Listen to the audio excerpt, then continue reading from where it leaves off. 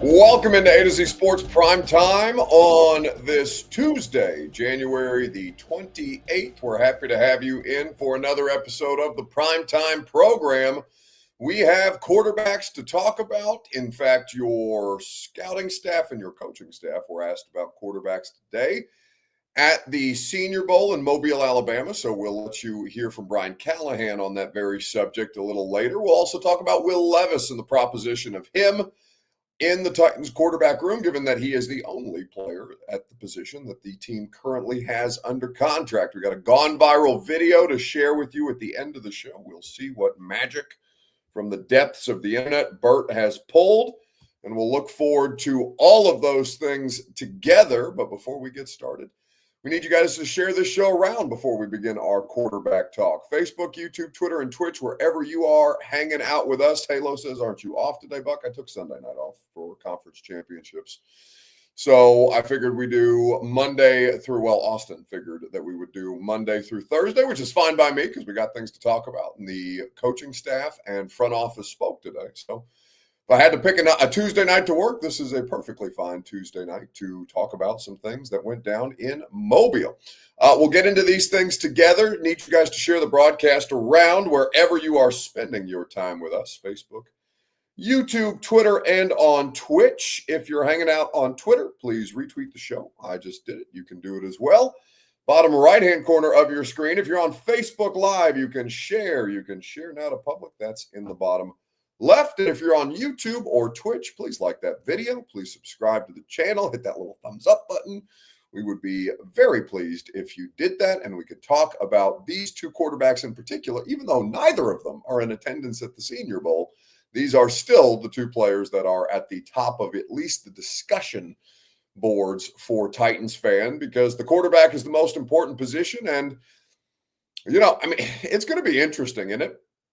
If we spend all of this time talking about quarterbacks, if these two are this year's Joe Alt, where we spent almost the entirety of last offseason talking about the Tennessee Titans and Joe Alt, the left tackle from Notre Dame, who ultimately went on to play right tackle for the LA Chargers. You got J.C. Latham, even though that was the name.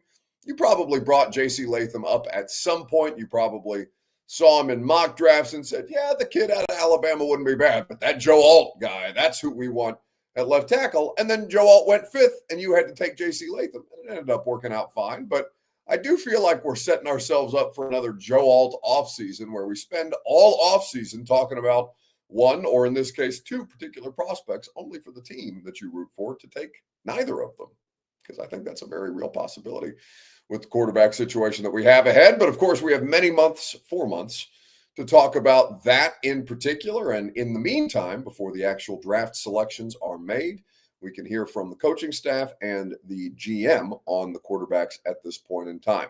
Welcome into A to Z Sports Prime Time from the Zen Sports Studios. I'm your host, Buck Rising. I'm proud, as always, to be presented to you by the wonderful people at Bart Durham Injury Law. Go to bartdurham.com, the results that you deserve, where it regards automobile accidents. With more than 75 years of experience helping people like you, Bart Durham Injury Law is where you go. Of course, Zen Sports is there for you to get in on all the action. College basketball going on right now. Tennessee down by 3 to Kentucky at home in the second half. You can bet basketball, hockey, the Super Bowl if you choose with that promo code ATOZTN in the Zen Sports app today. TrueMath Fitness in the Gulch, where your first workout is free. Free, nothing better than free. As a Middle Tennessee resident, go to TrueMathFitness.com for more information. And by Two Rivers Ford, the South's most trusted Ford dealer. Go to Two Rivers Ford in Mount Juliet or online at TwoRiversFord.com today. So, quarterback is the thing that we know that the Titans are going to address this offseason. What we don't know is how the Titans are going to address the position this offseason. Currently under contract, one player, Will Levis. Options that are most likely to happen. A veteran quarterback is going to get signed here in free agency, whether the Titans draft a quarterback or ride with a vet and Will Levis. You also have the option to sign a veteran and draft a quarterback, whether it be in the first round or whether it be in the later rounds, with some of the quarterbacks who are actually in attendance and participating in Mobile. Shedeur Sanders and Cam Ward are not participating in Senior Bowl practices and not in attendance at Senior Bowl for meetings. The Titans will have to wait until Combine and then Pro Day and then 30 visits to really get more time, even though they've already visited with Shedeur, who was there to do media and interviews at the Shrine Bowl this past week. I guess Shrine Bowl is technically still ongoing, and the Shrine Bowl game will be Thursday evening. And of course, there's all manner of other players in this draft that you need, whether it be tackles, wide receivers, pass rushers, or otherwise, but quarterback takes up the most oxygen.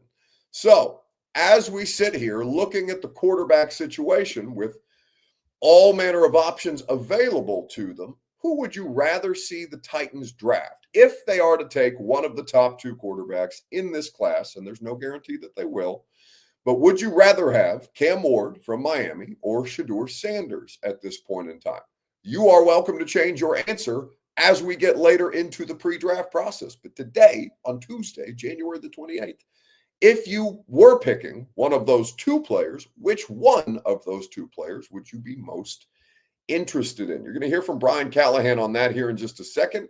It's your Two Rivers Ford take. As always, it's presented by Two Rivers Ford, the South's most trusted Ford dealer. Go to Two Rivers Ford in Mount Juliet or online at tworiversford.com. They make the car buying process fast, easy, and more fun. Nobody has better financing, better prices, or better customer service than Two Rivers Ford in Mount Juliet or online at tworiversford.com, like I mentioned. So there's no guaranteeing that the Titans draft either of these players. I don't know what percentage chance I would put that they would not draft a quarterback.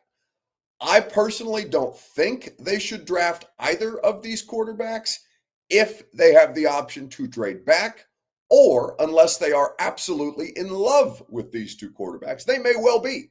And we may get further into the draft process. They may go further into the interviews, watch more tape, speak with more people around these players, talk to the players more themselves, get through the combine athletic testing, do all the things that everybody does during the pre-draft process and say, you know what, Cam Ward's our guy, or Shedeur Sanders is our guy. And it's just as equally likely that they get through this process and be like, yeah, you know what, let's take the Raiders up, for example. The Raiders obviously have not made an offer yet to the Titans for the number one overall pick, and there's no guaranteeing that they will, but let's just say a hypothetical world where the Raiders are interested in coming up to number one to draft either of those quarterbacks. And you say, okay, let's see what the Raiders have to offer or the Giants have to offer.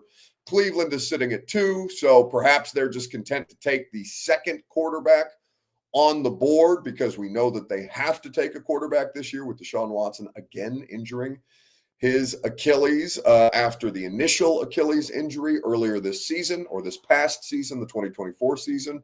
All that to say, if you had to pick between the two of them, they are both interesting.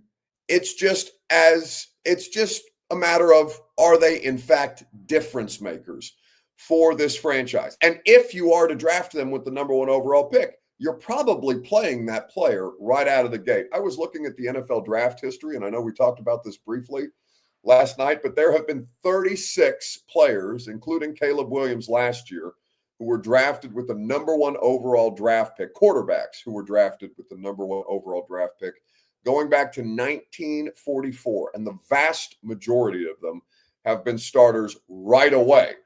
There are some exceptions, but they're pretty few and far between, to be completely honest with you, as you look through the variety of different quarterbacks, from everybody from Caleb Williams to Trevor Lawrence. Baker Mayfield obviously didn't start right out the gate. You can go back to Troy Aikman, Peyton Manning, Michael Vick, all these different kinds of players who were all drafted into unique situations, but who ultimately ended up being their team's week one starter.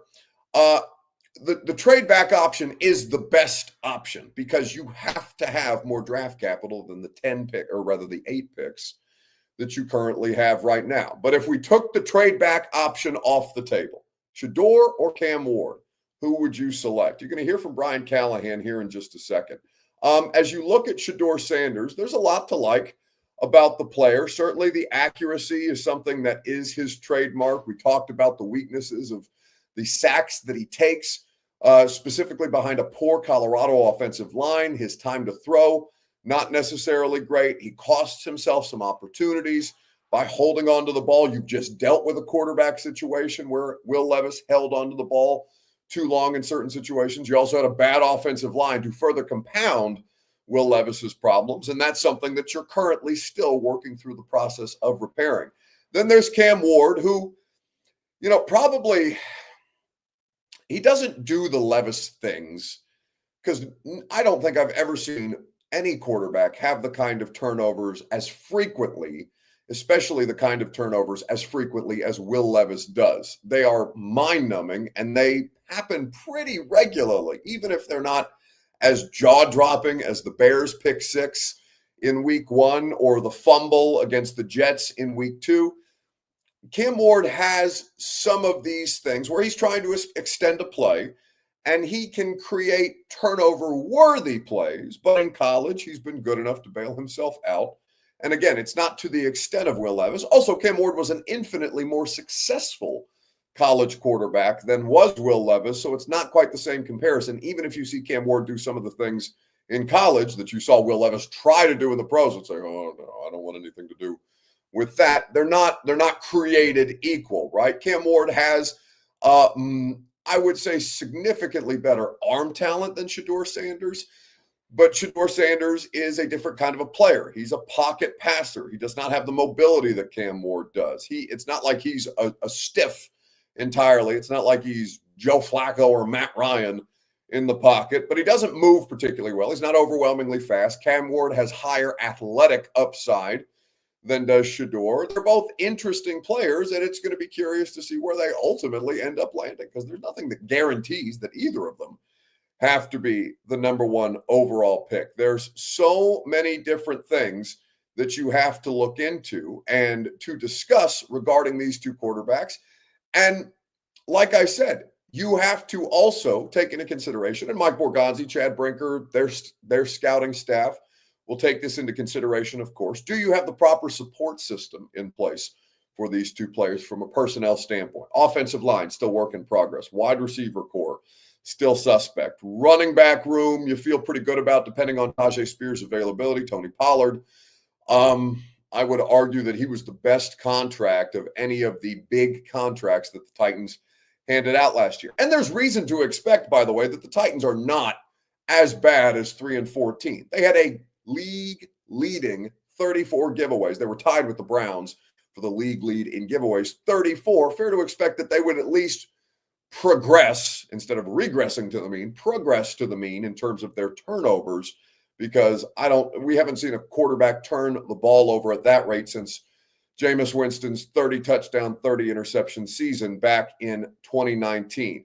There are Teron Davenport, who I know is down in Mobile doing excellent coverage for ESPN, says Ward gives you those occasional oh no moments, but to a much less degree. Yeah, it's not, Will Levis, the visceral nature of the Will Levis turnovers are the kind that are soul crushing. Cam Ward looks like it's about extending the play, and he's talented enough, especially at the college football level. Now, he's not playing any necessarily world-beating defenses in the ACC last year, but he's still playing quality opponents on a regular basis, and still really the only reason that Miami made it as far as they did this year. Miami fired their defensive coordinator because that defense regularly, I'm not going to say actively betrayed Cam Ward, because that would indicate that they were trying to be as bad as they were. But they were a bad defense last year. Cam Ward had to carry them in certain situations. There's games across their 2024 season where you can point out to him directly having to dig them out of a hole. And also something to take into consideration is that he's making up for a less than ideal in-game coaching situation, because we all know Mario Cristobal has flaws as an in-game coach. He's not a plus on the sideline, and there were some questionable decisions made during Miami season as well to that effect. That Cam Ward overcame a great many of those is something that you like, because you want a game-changing player. That player did change the game for his team in college. The question is, okay, is it sustainable at the professional level? Do the things that make him special as a college football player translate to the pros? And in a lot of cases, for Cam Ward specifically, that's yes. He is my preferred prospect between the two of them, I don't have an issue necessarily with Shedeur. I don't love the idea of taking Shedeur with a top 5 pick or, frankly, even a top 10 pick, but because there's only 2 quarterbacks who would likely right now, there could always be a Bo Nix type of situation, right? Somebody could fall in love with Jalen Milroe or, even Jackson Dart. I think that's a bit of a stretch for both of them. But nobody had the Denver Broncos taking Bo Nix 12th overall last year, but the Broncos had him graded out correctly. They end up looking to be proven correct. If not for Jaden Daniels' existence, Bo Nix would have absolutely been an Offensive Rookie of the Year candidate. And just because NFL draft media did not grade out Bo Nix the way that the Broncos did, does not mean that there can't be a Bo Nix type of situation in the first round this year, or at least at the top of the second round. There are options. There are intriguing options, but there are not, it's not as flush a quarterback class as was last year. It's not 2022, which was Kenny Pickett, the only first-round player, and obviously he didn't end up panning out in Pittsburgh. Then went Desmond Ridder in the third round, followed by Malik Willis in the third round. We know that Brock Purdy was also a part of that quarterback class, but obviously you're not going to hit on quarterbacks who are Mr. Irrelevant very often, if at all. Brock Purdy may be the only quarterback to be drafted with the last NFL draft pick to turn into something meaningful, somebody who's regularly competing for NFC championship games and who has made it to a Super Bowl at this point in time. But there will always be teams who have players graded differently than the external perspective does. So we will await to see. What this situation looks like specifically for the Titans. Teron Davenport brings up Kyle McCord, the former Ohio State quarterback that transferred to Syracuse, who ended up having an excellent season. Obviously, other players who are at the Senior Bowl specifically this week, because Will Howard is not. He opted out because they just played so many games, national championship run. It's fair to expect that if you wanted to watch Will Howard, you just throw on the Ohio State tape because they had a longer season than anybody not named Notre Dame. Obviously, Riley Leonard also participating in the national championship game. He was a Senior Bowl invitee. You've got the Louisville quarterback, Dylan Gabriel from Oregon, who I don't necessarily think is going to be a draftable player. But again, we have no idea how these teams grade out these quarterbacks. It's just the lack of physical traits in the case of Dylan Gabriel is the thing that would kind of make me look at him a little bit side-eyed at this point in time. He's 5'10", and that's pretty diminutive for an NFL quarterback. Just ask Bryce Young at this point in time. The question, though, is which one between the two of them, if those were your options, if trade back was not on the table, Cam Ward or Shedeur Sanders, who would you take? We will answer that question. You'll hear from Brian Callahan here in just a second, right after I remind you that the Primetime program is made possible by the Ashton Real Estate Group of RE/MAX Advantage. Go to GaryAshton.com. Get your dream address without the stress. The intel edge you need to succeed can be found courtesy of the Ashton team. This was Brian Callahan speaking with Assembled Titans Media, who were down there in Mobile, Alabama for the first day of Senior Bowl practices today. About those two, have you seen so far? I haven't seen much. That's the other part. I wish they were both kind of doing these games. It'd be helpful, but they don't have to necessarily. So, but I really enjoyed meeting Shedeur. Like, the person is really fun guy to talk to. He's really sharp. You can see all the things. The maturity part of it is pretty impressive. I have not had a chance to meet Cam yet. But as far as the tape and all that stuff, they both do really good things on tape. They're in the discussion for a reason. They are the best quarterbacks that are coming out in this class. You can maybe put one or two other guys in the mix, but those guys are to be the best too. And so we got to keep finding out more about them. Is Jackson one of those guys that you've paid any attention to? I've watched him too. Yeah, I think he's got some interesting talent. I'm looking forward to watching him here. I think this will be a big week for him. But yeah, he certainly has tools and traits and things to look for. And again, just trying to drill down on the people, on what they're like and how they interact. This will be fun to watch it this week. And, I know some people are saying, like Jonathan in the YouTube comments says, quote, the person who Cam Ward or Shedeur Sanders, and he's saying that he hasn't met Cam Ward in particular. That I think is going to be an interesting interaction based on, and I haven't obviously met Cam Ward either. I won't get an up close and personal interaction with Cam Ward, fair to expect, until the combine. In just about a month. Less than a month from today, as a matter of fact. We'll be spending a week up in Indianapolis. We'll be doing the primetime show. We'll have great guests up in Indy for the radio show. It'll be a great time. The person does matter because they have spent a lot of time talking about the neurological, for lack of a better term, the nervous system of a quarterback. And if you watched the Tennessee Titans quarterback experience last year, specifically the Will Levis Tennessee Titans quarterback experience last year, you understand that you want somebody who you can avoid having conversations about, quote unquote, rewiring their brains, right? The least, I'm not going to say that the mental part of it is the most difficult evaluation, because we do have, obviously, in today's modern age, we have sports psychologists who are able to potentially diagnose and help players through levels of anxiety, mental processing, mental issues that can hold them up or that can impact their performance, because the mental game,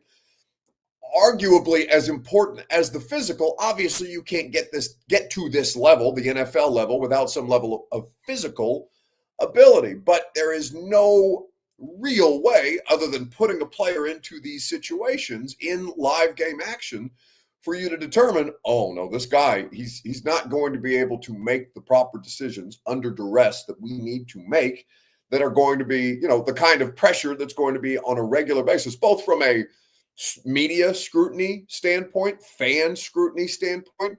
That kind of pressure. Money brings pressure. That's something that I know Brian Callahan pointed out with Jimmy Wyatt. Jim Wyatt of TennesseeTitans.com sat down with Callahan at the Shrine Bowl, and Callahan talked about Shedeur Sanders specifically having financial perspective. He's done high-level advertisement campaigns and not let it disrupt his performance. He has earned real money. He was the highest. Again, this doesn't mean that he earned $4.7 million last year, but according to On3 Sports, who does the NIL valuation of these players, last year among active college quarterbacks, Shedeur Sanders had the highest name, image, and likeness valuation.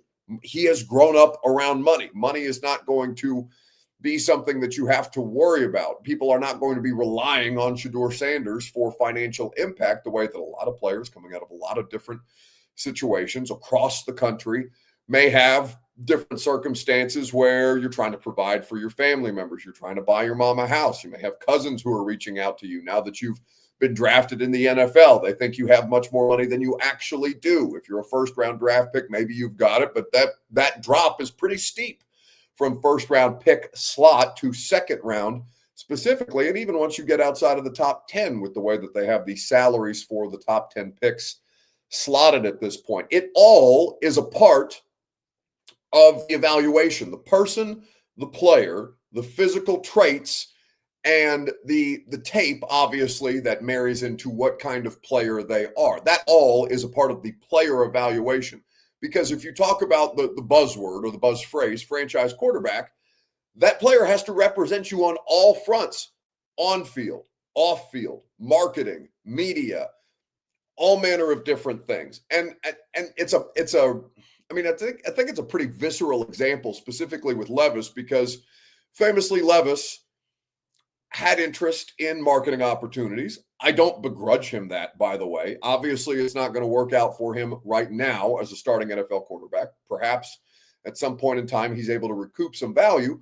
But right now, I know people look at the mayonnaise commercials as cringy. I don't fault him for that, because there's only going to be so many opportunities that you have to make that kind of money. Yeah, it doesn't look good after the fact when you're talking about a bench quarterback whose national commercial campaign continues to run well after he's been sat down and had many, many viral moments, including the surrender cobra and things like that. But there's that is a part of the NFL experience. For Levis in particular, there was the clip from the Manning Passing Academy where he is asking that they're having a session, these quarterbacks, with Peyton Manning and Eli Manning, and they're asking them questions. And one of the questions that Will Levis specifically asked, there's a camera clip or a video clip of this, he's asking Peyton Manning about how you approach marketing opportunities. And it doesn't look great because Peyton is telling him, yeah, make the football, focus on the football first. The money will come later. And Peyton famously, not a literal used car salesman, because he's trying to sell you new Buicks, not used Buicks, and Papa John's pizza and Nationwide insurance and all these other things that Peyton Manning sells. But Peyton Manning became an excellent quarterback first before he let the marketing opportunities really come his way, and then was able to capitalize on them further because he continued his level of play to make sure that the marketing opportunities were justified that way. Shedeur will have that experience. College players across the board will have that experience, including Cam Ward, because they're not new to money. And that money can bring all kind of mental and emotional strain if that's not something that you're used to being around. That is one part of the name, image, and likeness experience that is better preparing these kids for the draft and for ultimately the NFL experience. So it's not just, hey, you're 22, you're 23. In some of these cases of these kids, they're 24 or 25. I mean, God, Will Howard and Dylan Gabriel have been in college playing quarterback since the dawn of time, it feels. 2019 was Dylan Gabriel's first season at UCF. It's crazy. But all that to say, on the whole, the evaluation, without me personally knowing Cam Ward on a human level, the player that seems to have the most upside is Cam Ward. The player who seems to have the most ability among the two of them, or between the two of them, is Cam Ward. Shedeur has some viable traits. It's not like I'm out completely on Shedeur Sanders. And if the Titans ended up, trading out of the first overall pick and taking Shedeur later, depending on how the draft fell, I would be pretty fine with that, especially if they signed a legitimate veteran quarterback to start for Shedeur or Cam Ward in the meantime. But if you're taking a quarterback with the number 1 overall pick, that player is almost assured to play. And I think that Cam Ward, Shedeur Sanders, probably more ready based on the pro-style system that he was running under Pat Shurmur at Colorado. But if Brian Callahan is as adept at the coaching of quarterbacks as his resume would lead you to believe, and as he has himself expressed his belief in himself to be able to coach up that specific position, then you would go with the more talented player, I think, provided that you like the person as well. No determining that at this point in time. Callahan hasn't even met or had the opportunity to really speak with Cam Ward at this point. So maybe that'll be a pro, maybe that'll be a con. We'll cross that bridge when we get to it. But to me, Cam Ward makes the most sense as a player for any team if all things were equal. As if all things were equal, he's the best quarterback prospect in this draft class. And you're trying to look for a player who can get you back to meaningfully competitive. Can Cam Ward do that right out of the gate? I have no idea. That's an impossible hypothetical to answer at this point. But I love the talent of the player. I like the what I've seen from him in interviews. Again, having not had personal experience with him yet, I can't speak to that. But I like the attitude, the moxie that he's got. I like the attitude of both of them. I like Shedeur. Shedeur's definitely the more polished. Is how we'll describe it.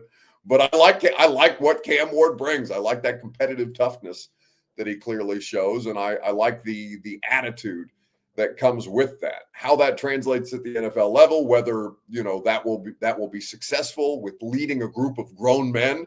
You have not a ton of long in the tooth veterans on the Titans roster. It's getting younger and younger, obviously, because they're trying to regenerate it with basically a youthful influx at this point in time as they try and get as many picks as humanly possible. But for me, the answer would be Cam Ward. Teron says he's spicy. Yeah, I like the spice. I like a little spice. You know what I'm saying? It's just as long as he's not a head case, I'm good with either of them. I just don't want to have to. Again, respectfully to Will Levis, because I wouldn't wish what Will went through on anybody this year. It was really, really difficult. Some of it was self-inflicted, of course, but I don't want to have to talk about a quarterback who's a head case. And Will, in game, at bare minimum, was a head case about a lot of this stuff. And that's a really difficult existence to try and get through. And clearly the Titans did not have success with it at this point in time. Okay, so my preference would be Cam Ward. We'll see what preference the Titans ultimately have. Again, my ultimate preference would be for them to shop the pick. There's no way for them to get these 30 picks in the next 3 years, or specifically 12 picks in the top 100, the way that they have articulated their plan, their ideal plan would be over the next 3 years. There's no way to accomplish that without trading out of number one overall. Trading out of number one overall provides you the best leverage to capitalize on that. If they're in love with the player, then take the player. No questions asked. You'll get very little pushback from me unless, of course, it fails, and then I'll kill you for it. But beyond that, draft capital is the most important thing, to have as many different swings at roster reconstruction as humanly possible. So that's where I would start. But if you made me pick one of them, I would definitely pick Cam Ward at this point in time. So what's that mean for Will Levis? Will Levis, who's the only Titans quarterback under contract right now. Mason Rudolph on a one-year deal. And it's going to be fascinating to see whether Will Levis is even around. So I would ask you for a percentage chance. Give me a number. What percentage chance, 1 to 100%, do you give Will Levis of being on the Titans roster in 2025? So it is 2025 right now, but let's say training camp. Is Will Levis on the Titans roster in 2025 training camp? What percentage chance do you give him at this point in time? We will discuss at length right after I remind you that the Primetime program is made possible by the Ashton Real Estate Group of RE/MAX Advantage. Go to GaryAshton.com. Get your dream address without the stress. The intel edge you need to succeed can be found with the official real estate agent of the Nashville Predators. That is GaryAshton.com. Brian Callahan was asked about Will Levis earlier today, and this is what the Titans head coach had to say. Yeah. I had some things for him too that we both talked about. I think he's going to go spend some time with Jordan Palmer out in California. Really think Jordan's one of the better guys out there right now in terms of working with pro quarterbacks, and so hopefully that's a illuminating process for him, a different way of doing things. And so he's going to go do the whole thing. He'll be out there for, I don't know, maybe 2 months or whatever it is with Jordan for that time. And some of the footwork, the base, some of the pocket movement things that have to improve. But I'm excited about that for him. I think it'll be really beneficial. So Brian Callahan, they're talking about the homework that he gave Will Levis and the continued offseason work that he will put in, because he's coming back with the intent to compete. Whether he gets the opportunity to compete here remains to be seen. It would be interesting to see him. I think he's on the roster in training camp. Like, if you made me give a percentage chance, because he's currently, again, he's the only player under contract right now. He's more likely to be here than not because he's already here.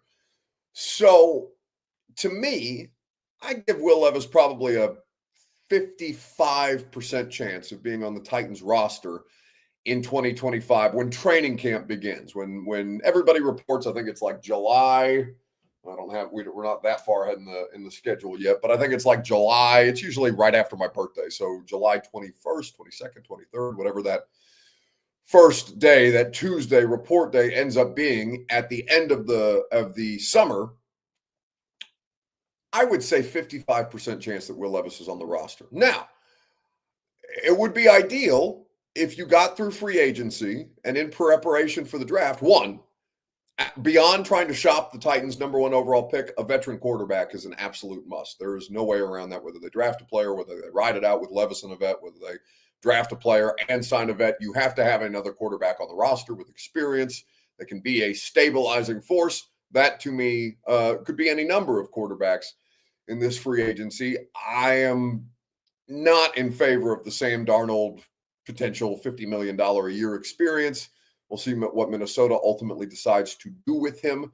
At this point, you saw him not meltdown, but he had his two worst performances in their two biggest games of the season, in the postseason, where they went one and done, and in the game in Week 18 for the NFC Championship, not the NFC Championship, but the NFC North title, where they lost to the Detroit Lions. And Detroit's defense played a good game that week, but Sam Darnold, against pressure, just wasn't able to hang in there. And after Christian Darrisaw went down, I think that was the Rams game for Minnesota earlier this season, he really, really struggled. And also, most places don't have Justin Jefferson to help make you look significantly better. And Sam Darnold benefited from coaching, personnel, and all manner of other things in Minnesota. Whether or not he will receive those things in his next landing spot, fair to expect that it probably would not be as good. So it would be a significantly higher higher bar for him to have to achieve at. But Sam Darnold is the biggest quarterback free agent domino to fall, whether he ends up getting tagged, ends up hitting the open market, whatever Minnesota decides to do here. That is the first domino to fall. Then you kind of get into the Mason Rudolphs of the world. Jameis Winston obviously will be available again. People like, I'm blanking on Mac Jones. Mac Jones, the Jags backup quarterback this year. He's an unrestricted free agent. There will be some options. Jake Brisket, Jacoby Brissett, backup quarterback for all time, is going to be available. Yet again, Flacco, these kind of names. And, Derek Carr is still a Saint until he's not. But the Saints and the Falcons are two teams to watch, depending on what they decide to do with their respective veteran quarterback situations. Kirk obviously got benched this year. Carr ended the year with a hand injury. So at this point, there's a lot to look at, but with Will Levis, I'd give him a 55% chance of being on this roster when training camp begins. Now, at the start of the 2025 season, I think all bets are off. If you could get a 7th round pick for Malik, I don't know whose game tape with the Titans was more detrimental to their trade value between Levis or Malik, because Malik was not sufficient when he was here. He was not ready for the opportunity that was kind of thrust upon him because of the Tannehill injury in his rookie season. I think that there were a couple of different hurdles for him to overcome. And to his credit, he overcame adversity, went on to Green Bay, won some games for Green Bay, including kicking the Titans' ass at Nissan Stadium this year, which had to be a bit gratifying to him, even though he's the kind of person that would not revel in that. I think he had a great attitude the entire time, whether he was not in a good situation here in Tennessee or when he went on to beat Tennessee. I thought he handled the whole circumstance very, very well. Malik's film was not that enticing. Certainly Levis's film is anything but enticing. So I don't know which of the two hurt themselves more with their Titans tape, their Titans experience. I might argue Levis because of the mental stuff. Especially for how much worse it got from his rookie season to this year. Really, really difficult to kind of come to terms with. Now, he's still got talent. He's still got traits. There will be a coach somewhere in the NFL that looks around and says, I can fix him, right? Or I can work with him. Liam Cohen, his offensive coordinator for Levis's most successful year at Kentucky. He's now the head coach of the Jacksonville Jaguars. I'd be surprised if Tennessee traded within the division to send Will Levis to Jacksonville. I also don't know if Liam Cohen would look at Will Levis and be like, yeah, I kind of already maxed that trip out in 2021 with him as a college player. I don't necessarily want to put my name on Will Levis again if I don't have to, when I'm the best thing that Will Levis had going for him at that period of time beyond Wan'Dale Robinson, and he had a good offensive line at Kentucky that year and all those other things. So for me, 55% chance that he's on the roster at the start of training camp. At the start of the regular season, though, I think that's anybody's guess. All right, a gone viral video is how we will wrap. Bert, you want to set up your gone viral video? Because I have no idea what we are preparing to watch unless we're going to make fun of Jerry Jones talking about glory holes again. What do you got for us? Tight end do good. Tight end do real good. Now, which tight end is this? This is Elijah Arroyo out of Miami. He was Cam Ward, one of his primary targets beside Xavier Restrepo this year. Another thing to talk about here, this is just one-on-ones, right? It's really easy when you're running one-on-ones against air to get open on double moves, to get open on long extending routes. And that's what he wins on mostly here. This fade earlier, and you saw the double move, but super impressive from someone at that size and a class where it involves Penn State's Tyler Warren, Harold from Bowling Green, a lot of extensive tight ends who can both block, who can catch. With his size like this, he's gonna make a lot of money for himself, especially when you look at the class that I noted. The guys that are in there, separating yourself, especially at the Senior Bowl in front of all these people, is a big deal. Now in teams, he did drop a ball, so it'll be interesting to see what he does in the actual game. But first day, he was easily the most impressive player.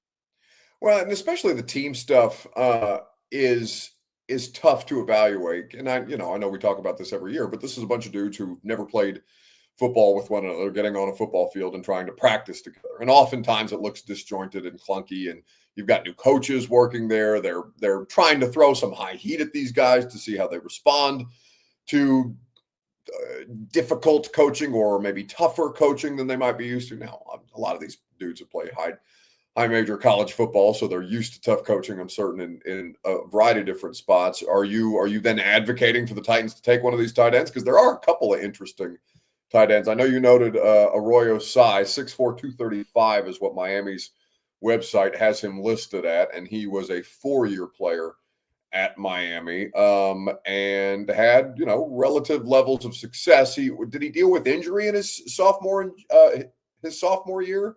Because it looks like he has a redshirt season in there after playing 5 and 6 games in 22 and 23. Yeah, I haven't dove super deep into his past yet. Most of this is surface level for me at this point, reading up on the guys, their builds, their body types, that kind of stuff. But you mentioned the Titans taking one of these tight ends. I do think that they're in the sweet spot for the value of this draft. Daniel Jeremiah put out his top 50 today. He also noted that the meat of this draft, 25 to 60, is where the real value is. After 60, he said they're all about the same player. 25 to 60, all of those guys have a second to third round grade on them, at least early on in this process. They can always add guys after you go back and watch more tape, but right now, that's where they pick. So the Titans pick number 1. They pick 34, I believe, 34 or 35. And then again in the second around 67, let's say 68. If they were to. Well, they don't have that 66. You're right. Son of a bitch. Oh, they're not in the sweet spot. Damn, y'all shit out of luck. Hate it for you. I mean, it really is like. Chad Brinker is mostly responsible, and Mike Borgonzi, ironically enough, are mostly responsible for that L'Jarius Sneed trade. But that's really going to bite them in the ass if L'Jarius Sneed doesn't turn into something of consequence this year. The other benefit is they are positioned kind of at not the first pick in the second round, but an early pick in the second round, where this dearth of quarterbacks who were none of them were they're always the bridesmaid, not the bride, right? They're all good, but not great.